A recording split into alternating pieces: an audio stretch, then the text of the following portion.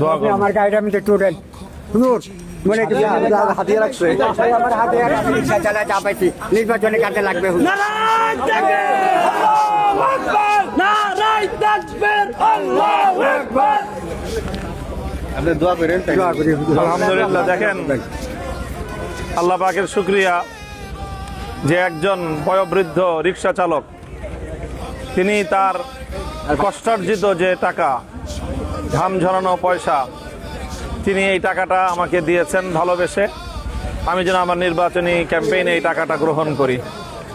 আমি আমার এই মুরব্বী বাবার, আমার পিতৃতুল্য এই মেহনতি রিক্সাওয়ালা বাবার তার এই প্রদত্ত এই টাকাটাকে আমি মাথার উপর গ্রহণ করলাম। আমি এটাকে ওনার আশীর্বাদ এবং দোয়া হিসেবে গ্রহণ করলাম।